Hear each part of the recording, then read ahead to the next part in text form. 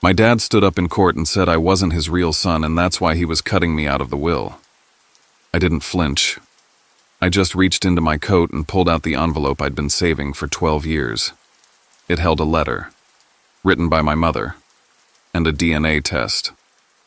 "You said I'm not your son," I said calmly. "Let's talk about that. Let's tell them who really isn't family here." My stepmother turned pale. My father's lawyer looked down. And suddenly everyone wanted to know what was in that envelope. They thought they could erase me quietly, but I came prepared. They called me a mistake. Today they'll remember me as the one who told the truth and ended their lies. I'm Jackson, and what you're about to hear isn't just a story. It's the moment I took back everything they tried to erase: my name, my bloodline, my worth. But before I share my story, I want to know you are here with me. Just say "listening" in the comments or let me know where you are. I love hearing how far my story reach. Sometimes even the smallest connection can make a story feel heard. Thank you. And now, here's my story. If this story touches something in you, or if you believe no one deserves to be silenced by their own family, please subscribe. Your support means more than you know. It helps stories like mine be heard. The moment I stepped into the Maricopa County Courthouse, it felt like the air shifted. People turned, whispers circled. I caught glimpses of familiar faces, family, old business acquaintances, and even a few press photographers angling their lenses like vultures eyeing a carcass. There were over 300 people packed into the room, and still somehow I felt utterly alone. I slid into the farthest bench, placing myself a deliberate distance from Theo and Vanessa, who sat like a portrait of power and privilege at the front. I wasn't part of that frame, not anymore. Maybe I never was. Theo sat with his usual stiff posture, shoulders square, arms crossed, gaze sharp as ever. Even in a courtroom, he looked like he was about to lead a shareholder meeting. That was how he'd always been. For 30 years I'd lived in his house, but never once felt it was mine. He was the CEO of the family. I was a contracted intern, never confirmed, never fully trusted. The judge called for witness order. I was next. But before I could rise, Theo shot up from his seat, voice loud, echoing off the oak-paneled walls. "I object," he said. "This young man is not my biological son. As of today, I am terminating all financial support. He no longer represents the Harrington name." There was an audible gasp across the room. The kind of collective intake of breath you hear when a dam cracks. Gasps, whispers, the screech of a pen dropping somewhere. Behind Theo, Vanessa froze. She tugged at his sleeve, whispering something with urgency, but he yanked his arm away, his eyes fixed on the judge as if delivering gospel truth. Milo, their baby, cried out from her lap. It was a piercing wail, shrill and unrelenting, like the only innocent soul in the room could feel the sickness in the air. I stood, but not in anger, not in tears. I smiled. It wasn't the cruel, smug kind of smile. It was the kind Eleanor, my mother, used to say lit up the whole kitchen. A smile born from knowing, from long preparation, from the taste of truth that had sat bitter on my tongue for years. I approached the podium like I had been waiting my entire life for this moment. "Thank you, Theo," I thought. "You just handed me the mic." I placed my leather briefcase gently on the stand. My hand rested on the inside pocket, feeling the shape of a sealed white envelope. I'd kept it hidden for 2 weeks, not because I was unsure, but because timing mattered. If today is about bloodlines, I thought, let's go all in. The judge gestured for me to speak. I adjusted the microphone and leaned in. Before I could speak my truth, the courtroom faded away. My mind drifted back not by choice, but by instinct to the woman who made me who I am. Eleanor. That house, the same mansion in Paradise Valley where we all once lived, had never been warm. Except when she was there. She made warmth out of cold marble and gave life to a place that Theo had built like a monument, not a home. Eleanor would read The Great Gatsby to me before bed, her voice steady, her fingers tracing the margins of the old pages like she'd lived inside the story. "Never let anyone make you feel unworthy of love," she'd whispered to me once after Theo ignored my science fair ribbon. When I turned 12, she sat me down in the garden beneath the fig tree and told me gently that I wasn't Theo's biological son. but it didn't change anything. Not for her. I was still hers. Completely. At 26, I held her hand as cancer took what years hadn't. She spent her last breath telling me I was her light. Theo didn't make it to the hospital in time. His assistant emailed some legal forms instead. 6 months after she passed, Vanessa arrived. She didn't enter the house. She invaded it. Her heels clicked across marble like they belonged. Tall, stunning, glacial. I remember the first thing she said when we met. "Oh, so this is the son." Like I was a misplaced sculpture she intended to auction off. Within weeks, everything changed. The kitchen no longer smelled like Eleanor's molasses cookies, but instead, some overpriced sandalwood diffuser. Her armchair disappeared, replaced by a crystal display case. Family photos vanished, ours anyway. In their place were stylized portraits of Vanessa and Theo, perfectly lit, soulless. And Theo, he followed her like a man hypnotized. It was like he wanted to rewrite his legacy from scratch. When Vanessa announced her pregnancy, Theo cried. Actually cried. I remember watching him place his hand over her belly, whispering, This is our second chance to get it right." The words clanged in my ears like metal dropped on tile. I understood in that moment I was a draft, an error in judgment, a holding place until the real son arrived. Then came Milo. He was born on a warm Tuesday in March, healthy, curious eyes, a tuft of coppery hair like Wyatt's, not Theo's, though nobody seemed to notice. Theo cradled him like he'd found a lost treasure. I watched from behind the glass of the NICU, invisible. Just another hospital visitor.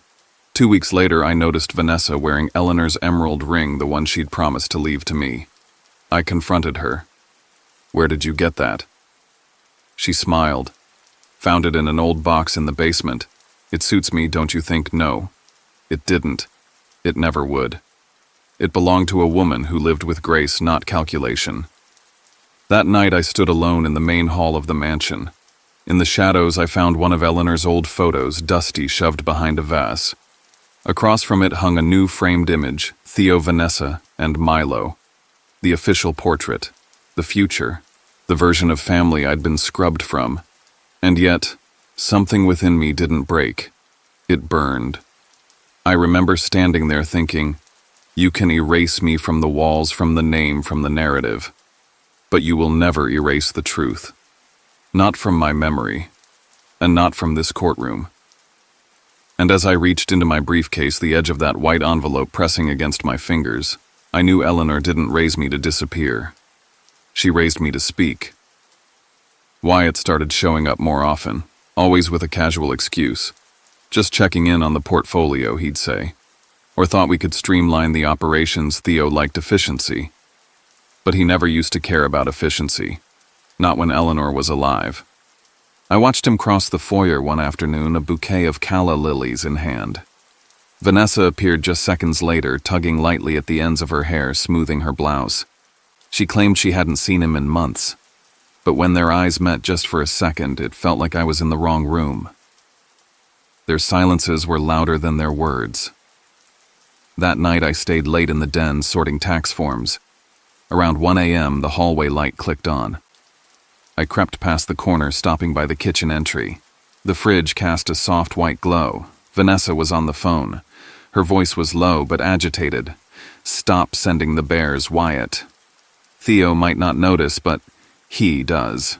And Milo, he's not reading yet, but Jackson isn't an idiot. The next morning, I installed a voice recorder inside the smoke detector in the study. I started digging, pulling hotel records under the Harrington corporate account, transactions that never made it to the primary books. A boutique resort in Tybee Island booked under consulting services, charges for champagne chocolates, children's toys. I knew what it meant, but I needed proof. That's when Theo's laptop crashed during a software update. He was yelling about it from the veranda. I took it quietly, copied the drive while reinstalling the system. What I found made my chest burn. A deleted email barely recovered from the local cache. Let him leave on his own. Humiliate him in front of them all. It's easier when the decision looks mutual. I didn't know who sent it. but it was forwarded by Vanessa. 3 days before Eleanor died, I went into Theo's office pretending to tidy up. Hidden in the mantel above the fireplace was the tiny camera Eleanor had once installed after the safe had been tampered with. Theo forgot it existed. She never did. I fast-forwarded through hours of footage. Then I found it. Vanessa and Wyatt on the Harrington leather sofa, a blanket thrown over Milo's sleeping form. Their hands under the throw bodies, too close, her head resting against his chest. I transferred the footage onto a secure USB, hid it in an old copy of The Great Gatsby, right beneath the paragraph where Gatsby said, "Can't repeat the past." Why? Of course you can. That night I plucked a few hairs from Wyatt's brush in the guest bathroom. From Milo's pacifier I dabbed a sample. From Theo's silver comb a strand of gray. I mailed it to a lab in Asheville, discreet, private, no questions. 5 days later the result landed in my inbox. 99.9% match. Wyatt Harrington is the biological father of Milo Harrington. I printed 2 copies, sealed them in white envelopes. On the front I wrote in black ink, "Truth from Eleanor." And for the first time in weeks I slept with the door locked. I sat at the dining table, lights off, the envelope in my hand like a loaded weapon. 2 nights passed and I still hadn't told Theo. This truth wasn't about betrayal anymore. It was about legacy. Eleanor had fought tooth and nail to protect what was left of her name, her son, her line. And they'd planned to erase it just like that. I reread a passage from Gatsby before sunrise. The one where Nick says, "No amount of fire or freshness can challenge what a man will store up in his ghostly heart." My ghost. It wasn't longing. It was justice. I created a digital vault on my laptop, labeled Eleanor Archive. Inside I placed the video footage, audio from the late-night phone call, recovered emails, hotel invoices, DNA results. I sent a secured backup to Layla Monroe, my attorney since grad school. She called back immediately, her voice steady. "You realize," she said, "this could implode the entire Harrington legacy." "Are you ready for that?" "I'm not," I whispered. But Eleanor was. The next morning I listened to the feed from the hidden mic behind Theo's framed photo. Vanessa's voice, calm, controlled. "I've already spoken to the judge. We'll motion to disqualify Jackson from speaking unless pre-approved. He won't be able to contest anything." Theo's chuckle followed. "Perfect. Let the bastard nod his head and disappear. Milo takes over. The board will love that. Young blood." I gripped the edge of the desk, my pulse loud in my ears. They weren't just planning to silence me, they were making Milo their pawn, a child. My brother's son. 1 week before the hearing, Wyatt went public. He appeared on a podcast called Savannah Voices, a cozy local show about community leaders. Halfway through the interview, he smirked and said, "Sometimes grief makes people paranoid. And when you add money and inheritance, it's a volatile mix. You have to remember not everyone belongs in the room no matter how hard they try. Subtle, insidious, dangerous." I realized then they were stacking the narrative, making me the madman before I ever stepped into court. That evening, Rosie called me. She was crying. The kind of crying that makes your knuckles go cold. "I tried to warn Eleanor," she said. "But Vanessa told me to keep quiet or I'd lose my pension." I saw Wyatt leaving Vanessa's room more than once. At night, before Miss Eleanor passed. "Can you testify?" I asked. I'm scared," she said.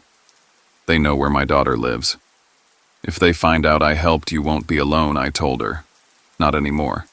She didn't promise, but she didn't hang up either. The next morning I ironed my only tailored suit. Navy with the slim lapel Eleanor always said made me look trustworthy. As I buttoned the cufflinks, I remembered her whisper in that same hallway 3 years ago. "Never beg them to see your worth, Jackson. Show them." I slid the white envelope into the secret compartment of my briefcase. Outside, the sky had that thick, storm-heavy stillness. Not quite thunder, not quite peace. Before stepping out, I placed my hand on the doorframe and whispered, Today, Mom. We burned the lies down. The courtroom was more crowded than I expected.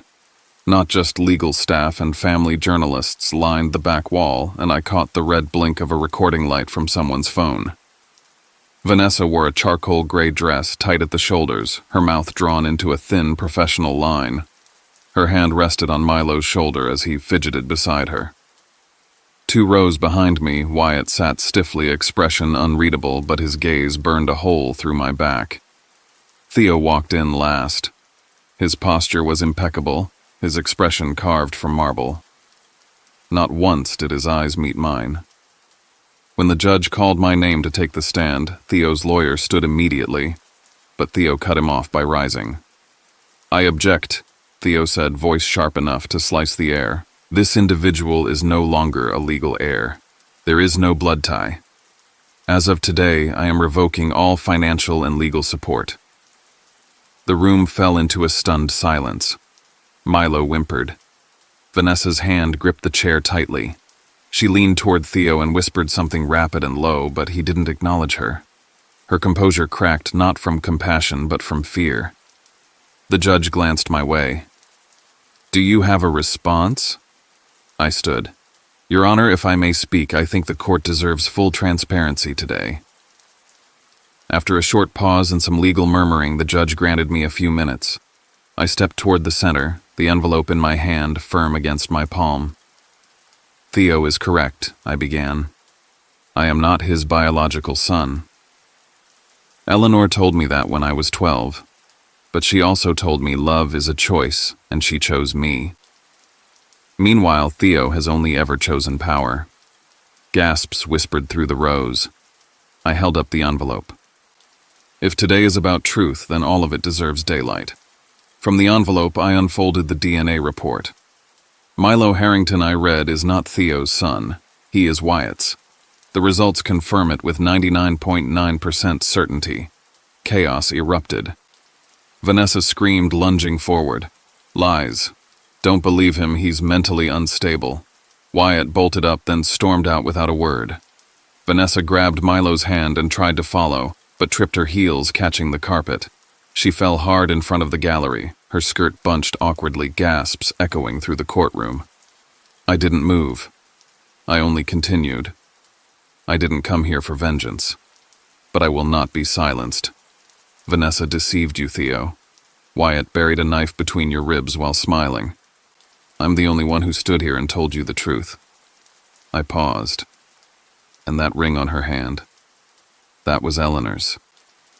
If you don't find that insulting, then perhaps you never truly loved my mother. Vanessa stumbled up, yanking Milo, and pushed through the courtroom doors. The heavy wooden panel slammed shut behind her. Theo collapsed into the nearest seat, visibly shaken, pale. I returned to my place, not victorious, just empty, but the truth was finally spoken, and there was no taking it back. 2 days after the trial, the video went viral. A 37-second clip of me exposing the DNA results at the witness stand made its way onto TikTok, X, and Reddit. The caption read, "Adopted son destroys dynasty with one envelope." It reached 3 million views in a day. Comments flooded, and some calling me brave, others calling me cruel. Finally, someone stands up to rich manipulators, one read. Another said, "Entitled adopted kid bitter about not getting the money." A podcast host dissected my every word, comparing me to a troubled character from a prestige drama. Then came the death threats. Buried among supportive emails were anonymous messages filled with vitriol, some calling me a disgrace, some telling me to disappear. The first blow came from Phoenix Analytics, the firm I had a consulting contract with. "We're terminating the agreement effective immediately," the email read. "This decision reflects our commitment to avoiding public controversy." They didn't even call. Theo's warning echoed in my ears. "Without me, you'll crumble." He meant for it to be a curse. Wyatt struck next. He held a press conference surrounded by a new legal team in navy suits. Cameras rolled as he stated, "These allegations are false, defamatory, and based on manipulated evidence. We will pursue all available legal remedies." He painted me as a mentally unstable man fixated on rewriting history. "Technology can falsify anything now," he added, tapping the DNA report I had shown. The Harrington family circled their wagons. Cousins I hadn't spoken to in years posted long paragraphs defending Theo and Wyatt, citing years of resentment in me. He was always different, one wrote, always angry that he didn't belong. Now he's destroying the family legacy out of spite. The same people who once toasted my high school graduation now liked tweets calling me a sociopath. They didn't mourn my absence, they rewrote it. I sat alone in a studio apartment in Tucson. The temporary lease still had 5 months left. I opened my laptop and drafted an email to Theo. Just a few lines, something like, "I never meant to hurt you. I hope one day you'll understand." But I stopped. Instead, I clicked on an old audio file from my phone.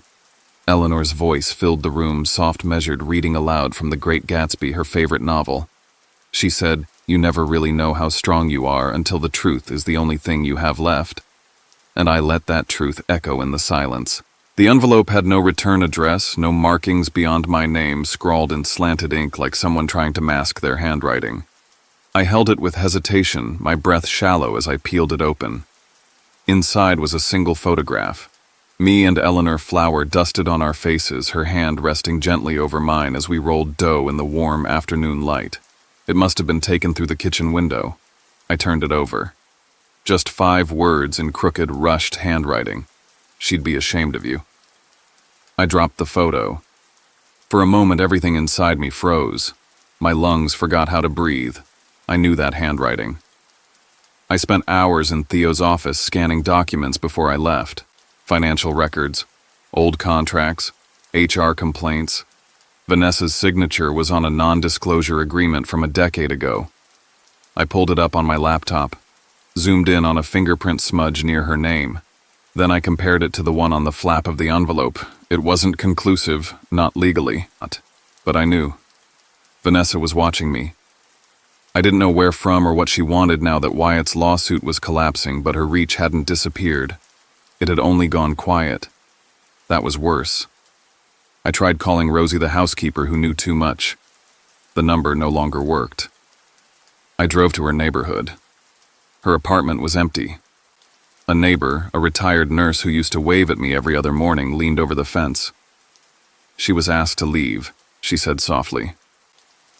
Something about an incident with the Harringtons. Nobody told us more. They were still scrubbing away the people who remembered the truth, silencing them one by one. I felt the old weight settle back into my chest. That same pressure from the hospital from the night Wyatt told the nurse I wasn't Milo's mother, that I was confused, delusional. I wasn't delusional now. Layla showed up at my place that evening. She sat across from me, her eyes scanning the kitchen like she expected it to be bugged. "If you wait any longer," she said, "they'll flip the story. You'll be the bitter ex, or worse, the unstable one who clung too hard to a dead woman's memory." "I have evidence," I said. "They can't twist that." She gave me a look. "You think social media cares about evidence? You want to reclaim your name? Don't post it. Publish it." That night I drove downtown to the offices of the Arizona Herald. The lobby was dim, the security guard barely looked up as I entered. I found the investigative desk and placed a hard drive on the editor's cluttered desk. He looked up at me, startled. "I'm not here for sympathy," I said. "I just want the truth in print. For once." He asked for my name. I gave it to him. The one I had always been ashamed of. The paper hit the stands on a Thursday morning. The sun hadn't even risen when the first text came in, then the second, then 10 more. Scandal in Paradise Valley. The Harrington family unmasked. The article was brutal. A bullet list of betrayal, each section colder than the last. Screenshots of texts between Vanessa and Wyatt outlining how they'd split Theo's company once Eleanor was no longer a concern. Receipts from a boutique hotel in Sedona, dated the same week Wyatt claimed to be at a fintech conference in Denver. Security footage. Wyatt holding Vanessa's waist in my kitchen. Milo's favorite toy, the stuffed lion, visible on the counter. And worst of all, audio. Vanessa's voice, sweet, calm, unmistakable. "Wyatt's father will be here tomorrow, honey. We'll have to tell Milo the truth eventually." The internet exploded. Justice for Jackson trended on X for 2 straight days. Local news stations aired exposés on Wyatt's past lawsuits, his financial manipulation of Eleanor's estate. A few national outlets picked it up too, the Phoenix heiress scandal they called it. By Monday, Wyatt's startup had lost 3 investors. Layla forwarded me a clip from court. His countersuit was thrown out. Lack of merit. Authenticity of evidence confirmed by independent digital analysts. His empire of carefully curated lies had crumbled in 1 week. As for Vanessa, she disappeared offline, but not before being removed from the exclusive Camelback Golf Club. Her trust fund accounts were frozen due to asset disputes. An old cousin of Eleanor's filed a claim on the family heirloom ring Vanessa had been wearing, and won. I didn't feel triumphant. Not exactly. Just quiet. Then came the final message. A text from a number I didn't recognize. No greeting. You got what you wanted. But Milo has no father now. Congratulations. I stared at it for a long time. Then I replied with a photo. Eleanor laughing in the kitchen. Her eyes soft flower on her cheek. I wrote, Milo will grow up knowing the truth. That's the best gift I can give him. A month later, a friend from Yuma sent me a blurry photo. Theo, standing outside a run-down motel, unshaven, hollow-eyed, alone. His company's stocks had tanked after the article. The board voted to replace him. No official statement from him, just a letter, written in careful cursive. I failed you as a father. I see that now. If you ever decide I'm worth anything, maybe you'll let me be a friend. I kept the letter. I didn't know why. That afternoon, I returned to the Herald. The editor handed me a print copy of the original article. I held it for a long time. Behind the paper on the wall was the blown-up photo of Eleanor they'd used in the feature. She looked luminous, like herself. I did it, Mom, I whispered. The truth set me free. But it did more than that. It saved what was left of your name. And maybe in some small way it saved me too. 1 month after the article ran, everything fell quiet. I wasn't the courtroom firecracker anymore. The media had moved on to fresher meat, but my name still floated in the ether, pinned to words like justice, fabricated family, and truth from the forgotten son. I lived in a modest apartment off Speedway in Tucson.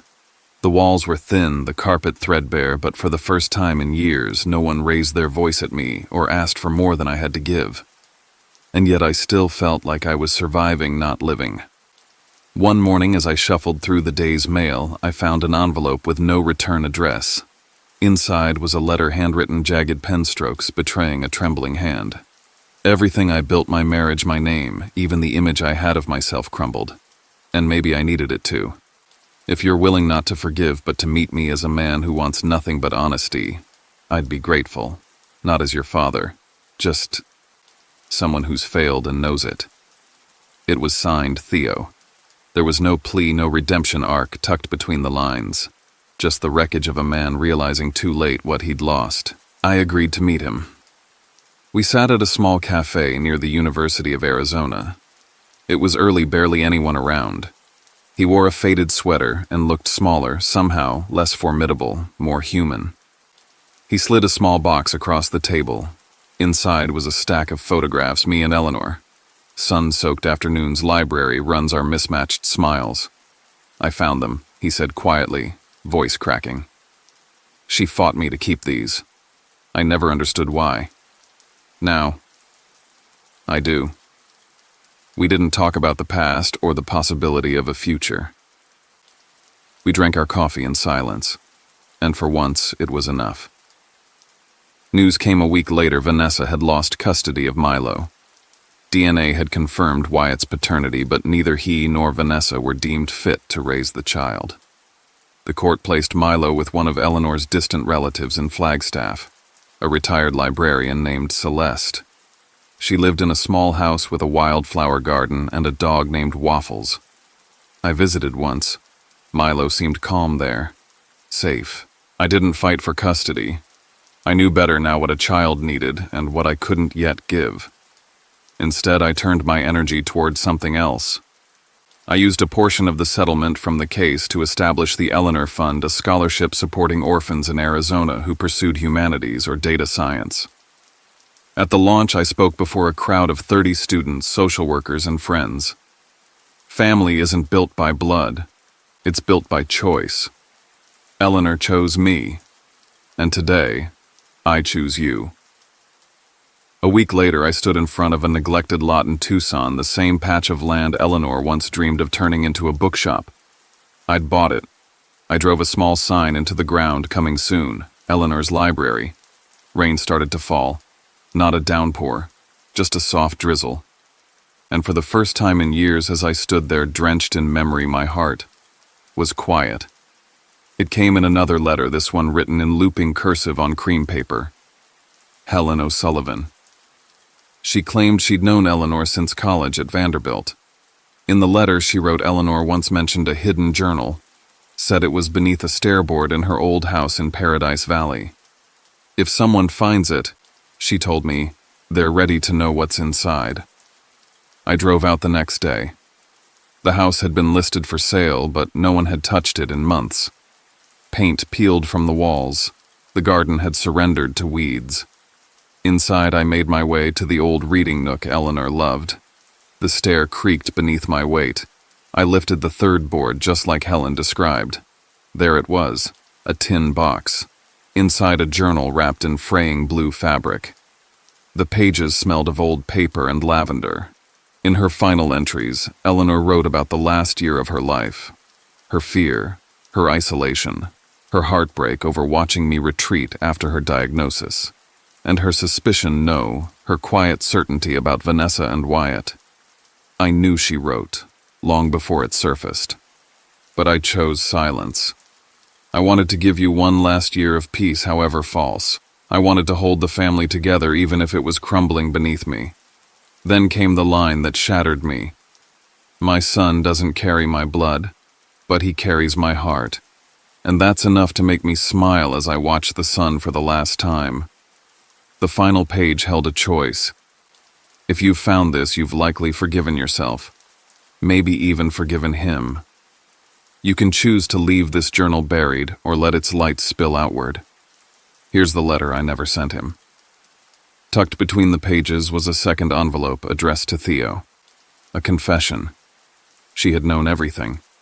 Had chosen silence, not weakness, but love. A love that still ached from beyond the grave. I sat on the old hardwood floor, the journal trembling in my hands, tears falling freely. I wept not from betrayal, but from the unbearable loneliness of a woman who loved too fiercely in a house that had gone cold too soon. Later that night, I sat by my fireplace, the journal in my lap. I didn't burn it. I placed it gently on the shelf right between The Great Gatsby and the ledger I kept for the Eleanor Fund. The truth had freed me. Now I could choose how to live with it. Weeks later, the library opened its doors. Children gathered on a hand-woven rug circling around me. I read aloud the words Eleanor used to read to me when thunder shook the windows. So we beat on boats against the current. The sun poured through the tall windows, catching on the only photo in the room, Eleanor mid-laugh, her eyes glittering with something eternal. And for the first time, I wasn't surviving. I was home.